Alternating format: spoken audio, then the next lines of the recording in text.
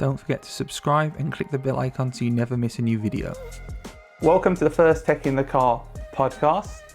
In this podcast today, I'm joined by Auzzam from CRD, and his channel right now is all about his new Audi A3 8Y. So we're going to talk to him a bit about that today. This is hopefully going to be a weekly thing, lasts about half an hour, where we're going to talk about the cars we've driven, about what's coming up on our channels. I might be joined by him hopefully regularly, and we'll have a fun time talking about what's happening in the world and cars and what's coming up. So that'll be good fun, I think. So let's start off first of all by saying welcome to Auzzam, welcome to the channel. And I want to say big congratulations. You're almost at 1,000 subscribers. I'm sure you're going to be there very, very shortly, maybe by the time we've put this up. And if not, if you're watching and you're not subscribed to him, then please go and subscribe, help him get to 1,000 subscribers. And if you're not subscribed to me as well, subscribe to me. So, you know, we can help us both out. Do you want to tell us a bit about your channel, how it started and what it's about? And then we can talk a bit about your car. Yeah, after absolutely. That. So I started the channel, well, it was originally created back in August, so almost a year ago now. But the original intention was to have it very much around my own car, my personal car, so my Toyota Supra, and very much around modifying that, taking it to a racetrack and basically having fun and sharing that with the audience on YouTube. But what happened was, due to one thing or another, you know how this is being a regular YouTuber, it's very hard to keep up the pace. So a couple of months went by, and then basically my wife ended up getting a brand new Audi A3. That came. I just stuck up a vlog around that, and immediately there was so much interest and demand around that. So we knew going into it we were going to be one of the first people in the country to have it. But I just wasn't expecting the type of engagement we got, which was absolutely amazing. Like, a lot of people who placed the orders or were looking to place the orders were very engaging and interactive, which I wasn't really seeing on the Supra at that point in time. So right now, if you were to go and check my channel out, I'd almost say it's the best channel out there if you're looking to buy any A3 or S3 in the new 8Y generation.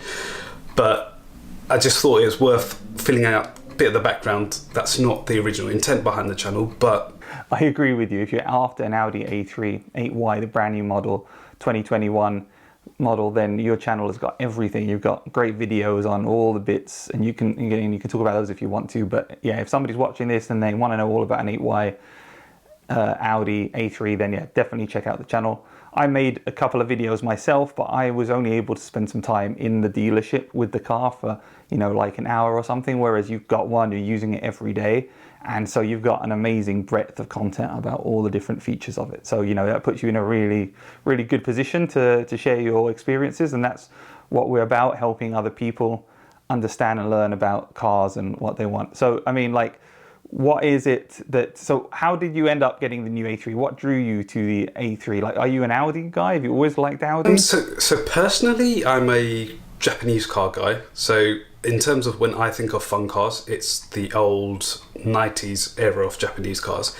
But I've always known that if I was to buy a German car, so let's switch to a sensible daily car. You can have your fun toys on the weekend, but if I wanted a sensible daily car, I knew it was going to be a German, right? So basically, my brother-in-law had a Audi A4, so a 2009 version. Really, really nice, and I really like it. And so for me, I kind of already had it set in my mind, when I need something a bit more suitable, longer term, getting a bit older, maybe having family in the future, that side of things, it'd definitely be Audi, right? And I actually went along with my wife into the dealership to buy the previous generation, so the 8V, which I believe you've got the RS3, right? So we'll touch on that later on. I went in to buy that without actually even knowing much about the Audi A3, to be honest. I just knew I didn't want an A4, it was a bit too big. I wanted something slightly smaller, and I wanted a saloon shape.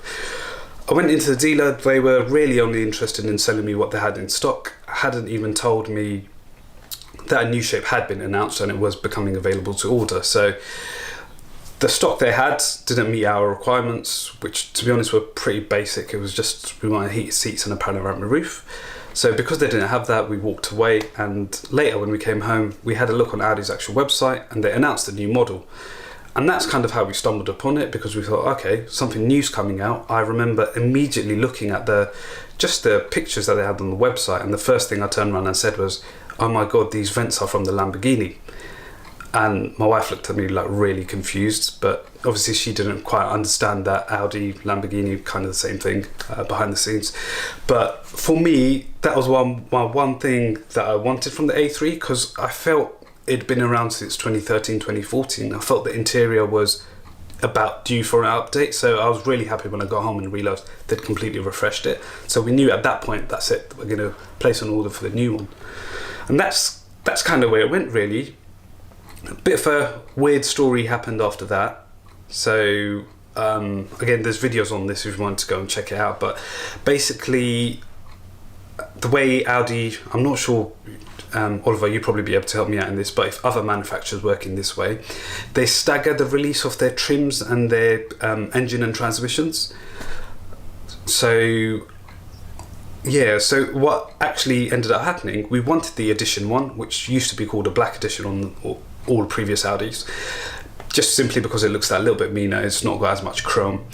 But the problem we were having was that Edition 1 was only available on a turbo, or a TDI, a turbo diesel, sorry.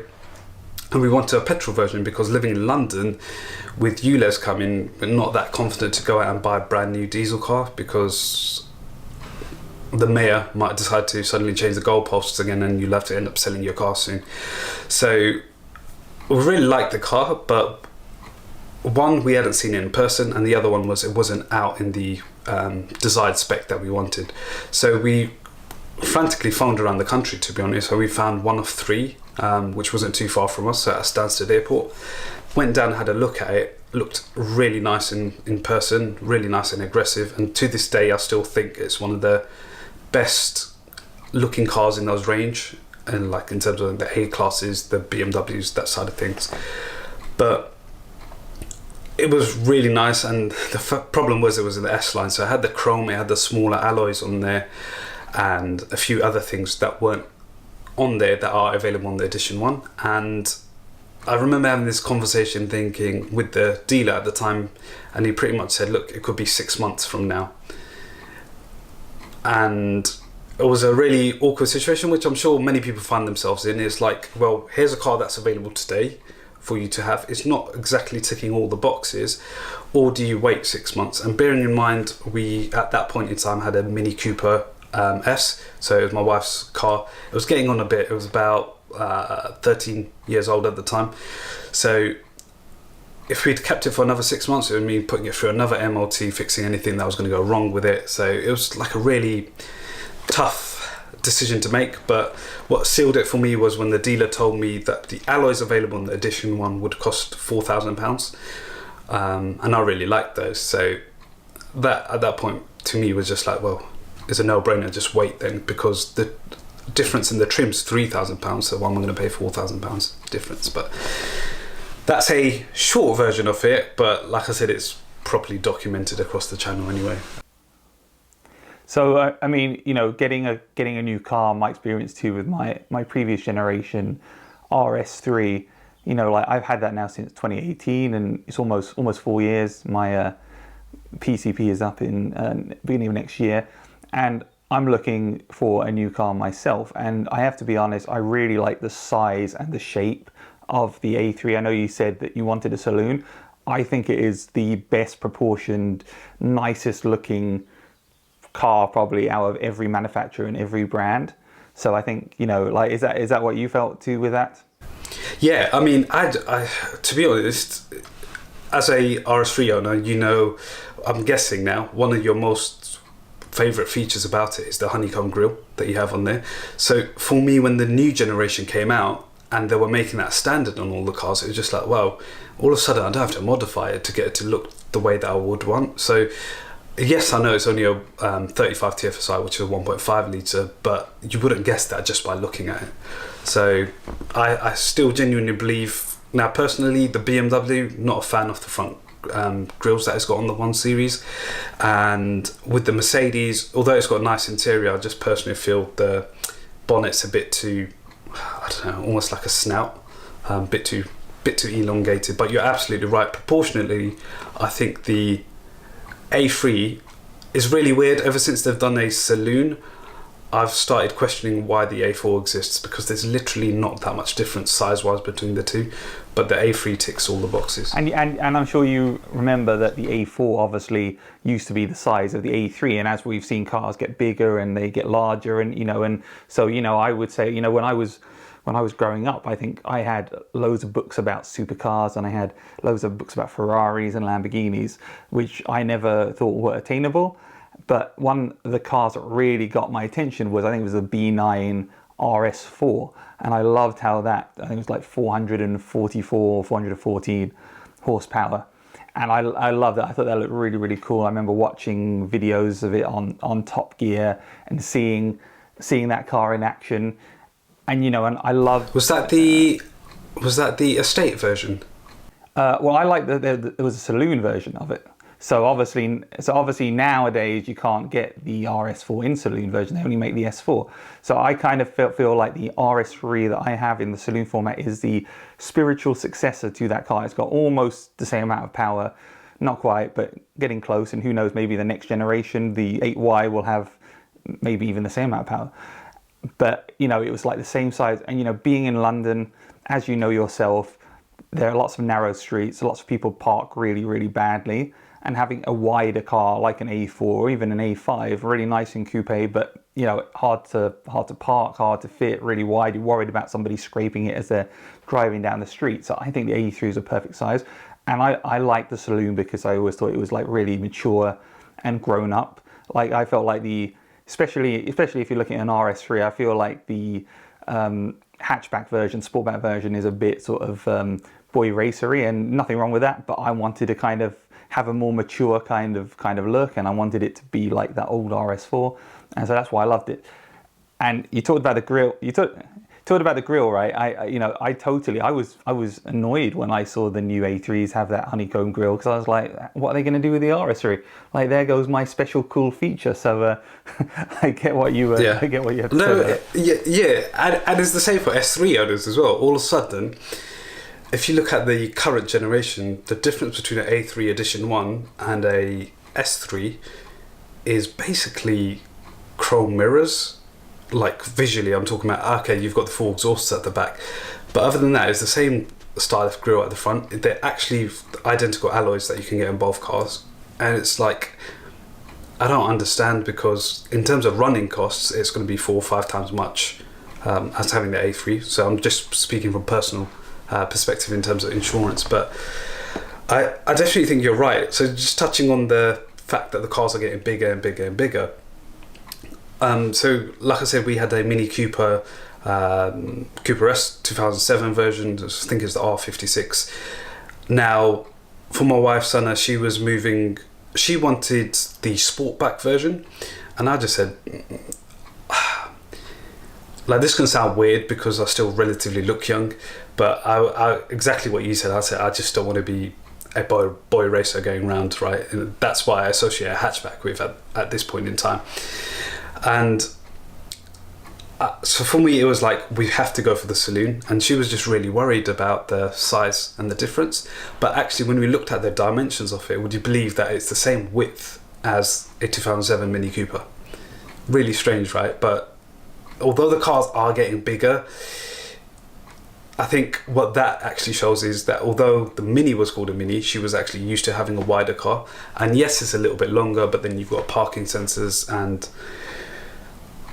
a reverse camera. So not on our current car, but we'll probably touch on that later. But you do have a reverse camera also to help you out with that side of things. But like you said, the saloon is much more grown up. I don't mean that in an insulting way at all, but in fact I joked about this when I done the comparison side by side with the Sportback and the saloon. With the Sportback, I absolutely showed backwards cap, etc. You could probably throw an overlay here, show the guys, but it was just really making a joke out of the fact that if I was probably 5 to 10 years younger, I would have probably gone for the Sportback.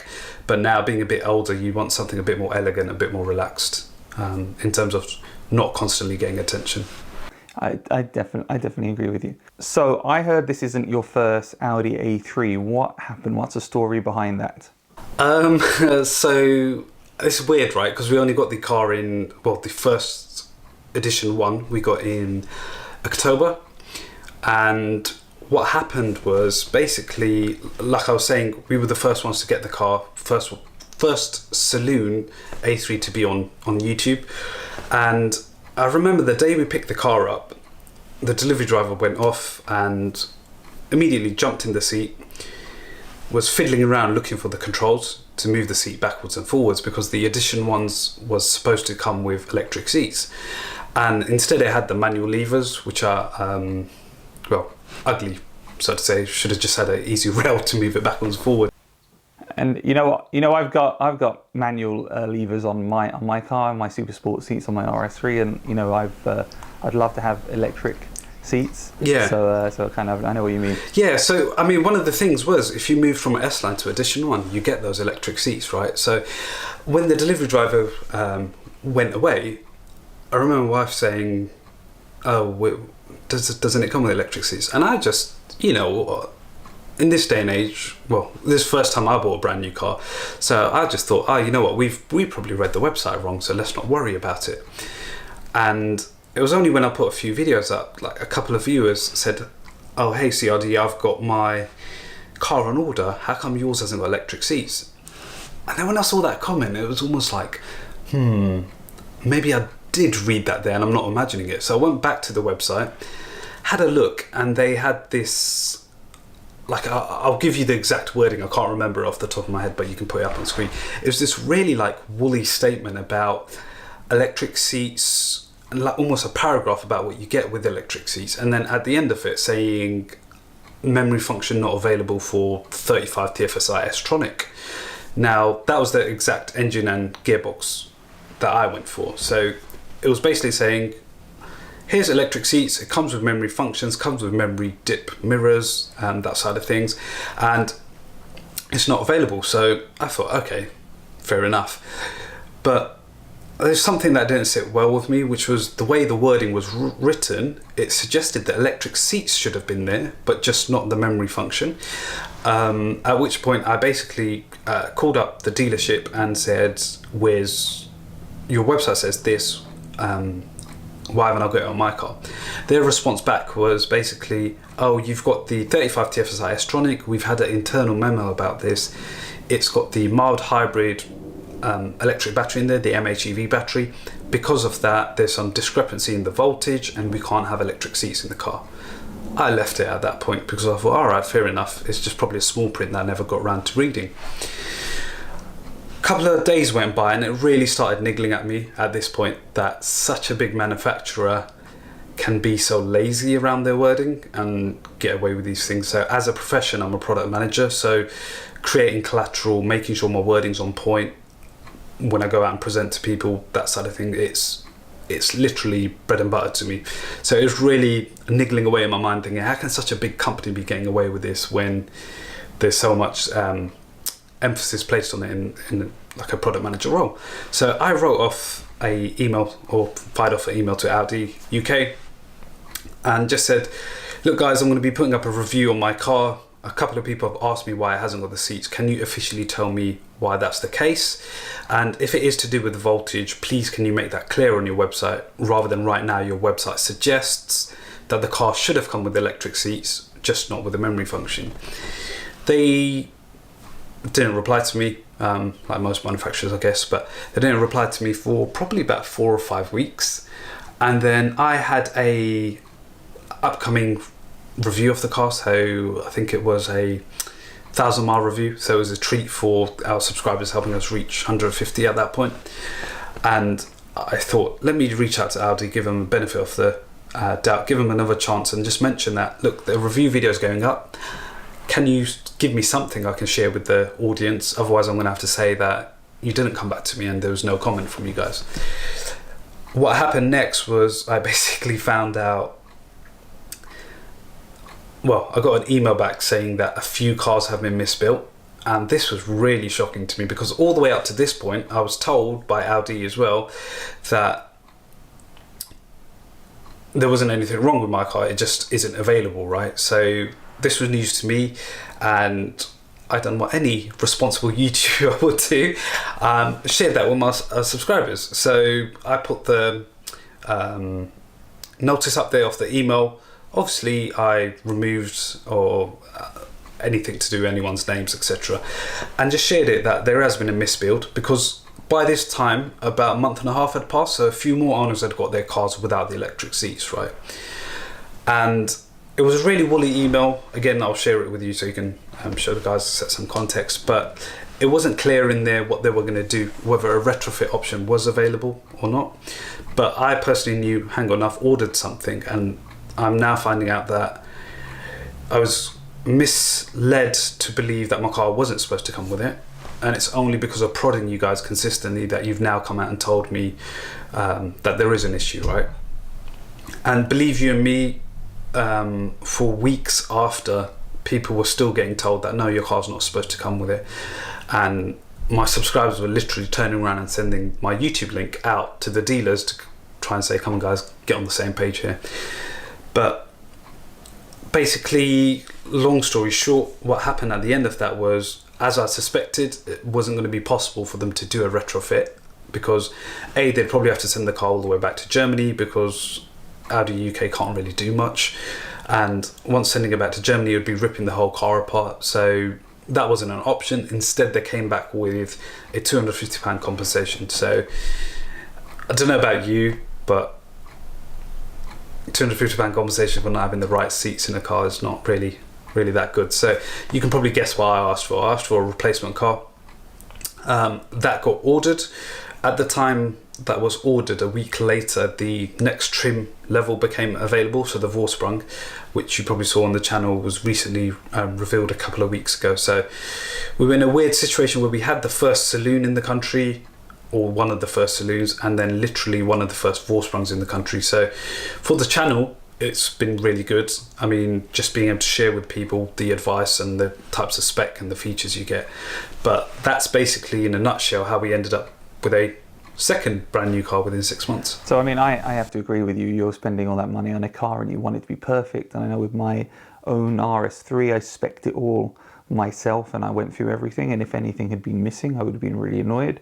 And, you know, especially in a car you drive all the time, having, I think, the most comfortable seats is really, really important. So I totally agree with you on that. There's no question about that. So, I mean, now you've had this, you've got this Vorsprung. How is it different? What's different? What do you like about it? And I know that you obviously may be looking at an S3. So kind of what's your feeling about that? Why did you go for the Vorsprung instead of maybe waiting for an S3? You know, share your feelings on that. Yes.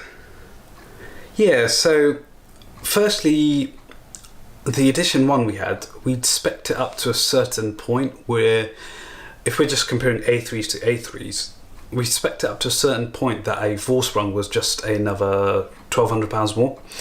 And in that £1,200, you were getting Napa leather seats, a heads-up display, the driver assistance pack, which I know you've got on your RS3, which is really good. And I'm trying to think, what else were you getting? The power tailgate, where you can kind of like just swipe your foot underneath and it will open. So there's quite a lot of added extras, right? You're also getting exclusive alloys, which I really, really liked. So for me, it was a no-brainer. Had that car been available at the original time of ordering, I wouldn't have gone for Edition 1, I would have gone for the Vorsprung. Just simply because of the amount of extras we'd already added to the Edition 1. Now, you touched on a funny point there, because when I first done the reveal, it was the big shock of, oh my god, he's sold his car. He's just spent the last 6 months telling us how fabulous it is, and then he sold his car. But I did tell viewers to stay tuned right till the end, which literally I opened the door and you revealed that at the puddle, like say, Vorsprung on the floor. So it was a fun way to kind of show guys what was coming up, or show the subscribers, sorry, what was coming. Now, immediately following that, lots of comments flew in about, oh my god, he's got the S3, oh my god, this is going to be amazing, and lots of people getting excited, right? So I'm not going to lie, we did look at the S3 and we did heavily consider it. So when we returned the Edition 1, or agreed that Audi would buy the car back off us, what happened was it was a fresh order, so we were literally free to order any other Audi we wanted. So we literally went through the range. I think we looked at a Q2, a Q3, we even went to an A4, looked at S3, and then eventually we settled back on the A3. And there's loads of different reasons why, but specifically around the S3. So like I mentioned, I've got a Toyota Supra. It's running about 450 horsepower. That's my weekend car. That's the one I'll take out to have a bit of fun in the summer. Put your foot down, it's got a nice noise. The S3, if I was getting it, it would have purely been for YouTube reasons, and that's, personally for me, that's not a reason to get a car. Not when it's such a big investment, right? So the S3 for us was working out 3.5, 4 times insurance, so it was going to end up costing us about £2,000 a year on insurance. Then the road tax, because it was going to go into the £40,000 tax bracket, what was going to happen was we're going to have to pay a premium road tax, which I'm guessing you probably pay on your RS3 anyway, which is I think around $325-ish a year extra. So by the end of the 5 years or so we wanted to keep the car, that was another £1,500. And now, I'll probably touch on this at some point on my channel, but I've not had the chance to. But if you look at the standard S3, it's about 38k. And then if you look at the A3 Vorsprung, it's about 37.5-ish. So they're kind of both around the same price. But the spec difference between the two is night and day. So it's either you go for engine power and four-wheel drive, or you go for all the gadgets in the world and like a really nice car, like spec wise. And then for me, it was just personally, like you said, living in London, narrow streets. For me, even in the Supra, I really have to take it probably 10 or 15 miles away before I can start having some fun in there. So it didn't make sense for me having two fast cars that I couldn't drive fast anyway. But I know for a lot of people, they're not in a situation where they can have two separate cars. I'm fortunate enough that like I said, it was actually working out cheaper for me keeping hold of the Supra, insuring it, road taxing it, putting MLT on it. That was cheaper than just the insurance difference between my A3 and the S3. I mean, from my perspective, I had a Golf R before, and then I basically changed it for an S3, for the previous generation S3, but I really wanted the RS3 because of the noise, right? It wasn't so much the speed, it was just the noise that the car makes. And so for me, that's what made me become drawn to the RS3 and wanting it. And I love the noise that my car makes. I really, really do. But it's super, super thirsty. Like it uses so much fuel. It's it's a pain to put petrol in that car, if I'm honest with you. And I think now, if I was looking to compare an S3 and a Golf R, they're both based on the same kind of platform, as you know, and the Golf R now, I would say, is a more exciting and better car comparatively. Obviously, it's not available in a saloon form, but I think if I was making the choice between a S3 8Y and a new Golf R, I would probably choose a Golf R, for me personally, right now, even though it is a hatchback, because I just think it's better value, although it is also more expensive. But I just think, for me, that's probably where I would go. So I'm glad you touched on that, because I think it is the first time that the Golf's more expensive than the Audi. But like, to be honest, I've driven the new S3. Like, it is quick. I'm not going to say it's not, but that's part and parcel of having a four-wheel drive with launch control. If it's not quick, you've got a problem there. But I was just so underwhelmed with the sound. And like you said, sound is very much a big part of driving, in terms of, like, I think I alluded to the S3 as sounded like a Dyson vacuum cleaner in one of my videos, but I just think with all these emission controls and, I don't know, all these things that they're putting out there that they're having to build cars to, it's lost some of that. It's almost lost some of that. I don't know if heritage is the right word, but it just doesn't feel like a S model as such. But they haven't shown what the RS3 is going to be like. I'm hoping it's not going to sound that different, although I do know the later shape ones in your generation didn't quite sound the same with the OPF filters in there. So, you know, like mine doesn't have an OPF filter, mine is pre-OPF filter, but even with mine, people were saying on the forums that the facelift RS3 is not as loud as the pre-facelift version. And, you know, I'm not sure if that's true or not. What I would say is my car is plenty loud, and when I'm driving it around, even normally at like 20 miles an hour, people are looking at me like they're angry with me for speeding, even though I'm going at 20 miles an hour. And then you know, you turn the car on and there's a massive shotgun noise out of the back of the car, and everyone kind of looks scared and concerned. You know, and then every now and again when you're driving along the road and you just brake and it, you know, it does these big bangs out of the back, and you know, and it makes you smile. And for me personally, you know, like I think if you're going to go for a car which is super efficient, then, you know, get the best car that you can there. And I you know, I love options. I know some people say I don't want any options, I'm not going to get that money back. But like, I just think if you're going to be driving something all the time, make it how you want to make it, right? You know, so you're happy, so you're pleased. And the last thing you want to be driving around in a car and then think, oh, I wish I'd spec this head-up display or whatever, right? You know, head-up display, I don't have one of those in my car. You know, like in my car, the RS3 Saloon, I spec the, like you said, the driver assistance pack, the technology pack, loads of stuff, which wouldn't normally be spec'd with that car. I think it's very unusual to find an RS3 with, you know, adaptive cruise control and lane assist on it. But, you know, I wanted it. You know, the other thing too, I really like on mine, because I've got blue paint on my car and I've got a sunroof. And one thing which I don't notice, or people don't necessarily notice, is obviously the painted area in front of the sunroof is black. So it actually, even though the back of the roof is obviously blue, it gives that contrast as well on the top roof. So there's lots of little things. Go on. It almost looks like, I know the bit you're talking about, is almost, if you follow it from the windscreen, it looks like a continuous pane of glass, just because the front of it's black. Like, it's really nice. Yeah, no, I love my RS3, you know, and it's, like I said, it's coming time to change it for another car. And I definitely want to see what's going on with the new RS3. So, but I mean, there, you know, I've driven cars on my channel, the Alfa Romeo Giulia Quadrifoglio. That was an amazing car. I am hoping to get behind the wheel of a new M3 competition in the next few weeks.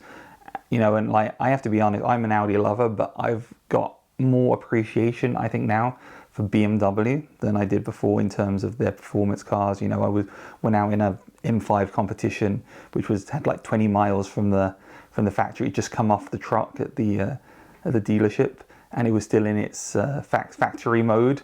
And I turned it on and it said 5 miles an hour top speed or 15 miles an hour top speed. So they had to go plug their little OBD reader in and activate it.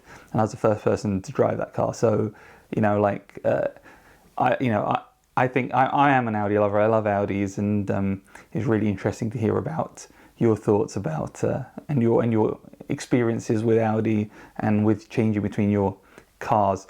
Just two extra things I want to ask you to kind of finish up is, I noticed you have started a little business out of dechroming your, you know, Audi. So I don't know if you want to talk about that, give yourself a plug.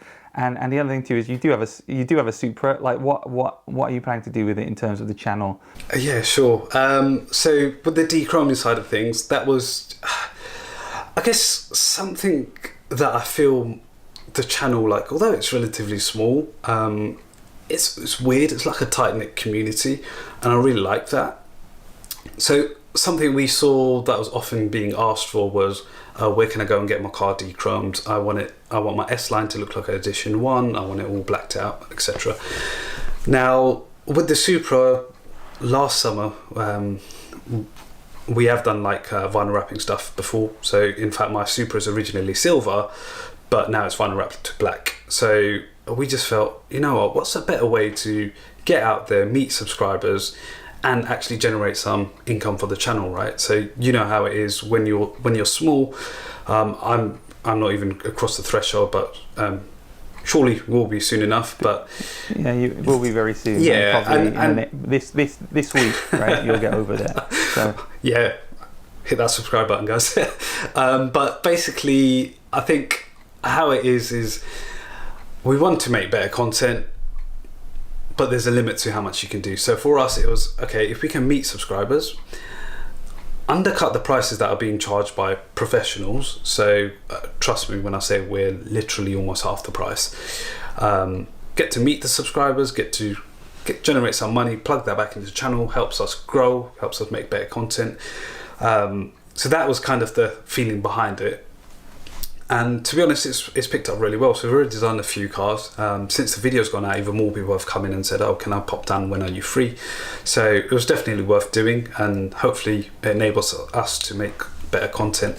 But with the Supra that you asked about, so it's funny because started it last August, and the whole idea was to modify it, put it on the track, go out there, do some runs, break it, bring it back, fix it, take it back to a track, and slowly just show that evolution of me as I guess, in my track day life, just getting better and better. That's the intention with it. COVID obviously last year had, well, it's still here now, but I had different plans, so all the tracks got closed down. That's where unfortunate that the A3 came at the right time. And I mean, it's been a journey in itself, like the A3, so I absolutely love that car. But I'm hoping now with the weather getting a bit better, restrictions easing, we'll be able to do more fun stuff in the Supra that you generally don't see on YouTube. So it's not going to be your typical drag build, it's going to be more track racing side of things. So it's very rare to find a Supra out there on YouTube that does that. Thank you very much, Auzzam. I've linked your channel CRD below, so go and visit that. Please subscribe if you haven't subscribed already. Help him get over 1,000. Please subscribe to my channel, Tech in the Car. I'm sure we have plenty more we could talk about, and maybe we'll come back next week to do that. So big thank you to everyone who watched, and if you have any questions, if you have anything you want to know about, please put it in the comments below.